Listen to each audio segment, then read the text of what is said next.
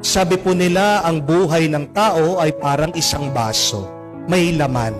But it depends with you. How do you see your life? Do you see it as half empty or half full? Hindi naman pwede ang buhay ng tao puno. Wala pong perpektong buhay. Amen? Hindi naman ibibigay ng Diyos sa iyo lahat. Hindi naman ibig sabihin na mayaman ka na, maganda ka na, wala nang away sa pamilya nyo. Hindi. Siguradong merong kulang, siguradong merong problema. Pero ang tanong, paano mo nakikita ang iyong buhay? Kulang o meron? May laman. At tandaan niyo po ito, my dear friends, sabi po nila, for a happy heart, look at your blessings. But for a sad heart, look at what's missing. Gusto mong maging masaya ka? Tingnan mo ang pagpapala ng Diyos sa iyo. Pero kung gusto mong maging malungkot, maging depressed, mag-alala, palagi mong tingnan ano ba yung wala. Yan po yung dahilan bakit nagreklamo yung mga nakipagtrabaho. Hindi man sila mapagpasalamat na may kumuha sa kanila. Hindi man nila nakita na sila'y binayaran na. Pero bakit daw sila nagagalit? Kasi meron silang hinihintay, meron silang hinahanap, meron silang expectation. Gusto nila, higit pa ang tatanggapin nila. Saan nanggaling yung ganyan na giisip at paniniwala nila? Dahil daw, tinitignan nila yung mga ibang katrabaho nila kung ano ang tinanggap nila. Yan yung problema, they compare themselves with others. At nung ikinumpara nila kanilang sarili sa iba, ano yung naramdaman nila? Inggit. Tandaan niyo po yan. Tinitignan mo ang buhay ng ibang tao, sigurado kang maiinggit. Amen? At pag ikaw ay inggit, hindi malayo na ikaw ay galit. Ulitin niyo nga po, ang inggit ay galit. At ang mga galit, siguradong pangit. Amen? Kita na po ba kayong nag-aalboruto na nag-ibisip, nagdadabot na maganda? Ang ganda-ganda ng tao, may galit sa puso niyan, hindi niya maitatago, magkukulubot ang kilay niya, papangit siya. Yung kapangitan na yun nag-uumpisa sa puso, sa kaluluwa ng isang tao. Ano ang panlaban mo? Sa inggit, pasasalamat. Amen? Comparison is the thief of joy. Uulitin ko po. Comparison is the thief of joy. Nananakaw ang iyong tuwa pag kinukumpara mo ang sarili mo sa iba. Kung meron tayong isang kasalanan na ginagawa sa ating sarili, madalas, ano po yun? Yung kinukumpara natin ang ating sarili sa iba. It is a sin that we do to ourselves. And we hurt ourselves when we compare yourself to others. Tandaan niyo po yan. Di po ba? Do not compare yourself to others. Why? It is unfair to you. Hindi makatarungan ang ginagawa mo pag kinukumpara mo sarili mo sa iba. Bakit? Dahil kailangan natin tanggapin tayo mga tao, iba-iba tayo. Iba-iba ang ating mga magulang, iba-iba ang ating mga pinanggalingan, iba-iba ang mga oras sa kung saan tayo pinanganak. Iba-iba ang ating mga diskarte, iba-iba ang ating pag-iisip. Kahit naman ang mga kambal, magkaiba yan. It is unfair to compare yourself with others.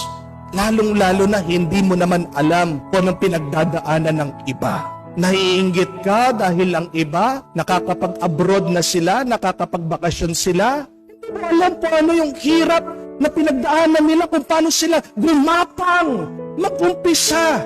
Hindi po ba? Kung magkukumpara ka ng sarili mo, ikumpara mo lang sa iyo. Compare yourself with who you are yesterday. Because we should strive to be better than who we are yesterday. Yun yung pinakamagandang pagkukumpara. Ako ba ay nagiging mas mabuti? Ako ba ay nagiging mas banal? Ako ba ay nagiging mas mapagmahal araw-araw? Amen? Sa susunod po na magrereklamo kayo, tandaan nyo ito. Kung sa tingin mo, kakaunti ang pera mo, pasalamat ka pa rin. Bakit? Meron tao, baon na baon sa utang, walang-walang pera. Amen? Sa susunod na magrereklamo ka, lalong-lalo na yung mga anak niyo po, na hindi masarap ang pagkain, sabihin niyo po magpasalamat. Bakit? Merong mga bata, merong mga tao, hindi kumakain, walang pagkain. Sa susunod na magrereklamo ka, maliit ang bahay niyo. Pasalamat ka. Kasi meron mga ibang tao, pangarap nila yung maliit mong bahay, wala silang bahay. Amen? Sa susunod na magrereklamo ka na maliit lang ang sasakyan mo, tandaan mo meron mga tao, naglalakad lang, walang sasakyan. Sa susunod na magrereklamo ka kung isa kang magulang, na maldita yung anak mo, rebelde, matigas ang ulo, tandaan mo, meron mga ibang magulang nangangarap magkaroon ng anak. Amen? At sa susunod na nagrereklamo ka, sinasabi mo, napakarami mong problema, ano pong kailangan niyong gawin? Ngumiti ka. Smile. Bakit? Magkano po ang ngiti niyo? Magkano pong ngiti ngayon? Ha? Di ba libre lang? Kung kaya mo pang makangiti, ngumiti ka. Dahil ang ngiti mo, pangarap yan ng mga taong may sakit, may karamdaman, na kahit na gusto nilang ngumiti dahil sobrang sakit na kanilang tiyan ng paa, nagdadialysis sila, nagkikimo sila, gusto nilang ngumiti, hindi sila makangiti-ngiti. Ikaw hindi ka nagkikimo, hindi ka nagdadialysis, hindi masakit ang paa mo. Yung iyong health, sobra-sobra yan sa 1,000,000. Amen? Magkano po ang naho-hospital ngayon? Na-hospital ka, ubos ka. Amen? Kaya kung wala kang sakit, ngumiti ka. Meron palaging dahilan para magpasalamat sa Diyos. Dahil pag tayo nagpapasalamat sa Diyos, isa lang ang ibig sabihin, may utang na loob tayo sa Diyos.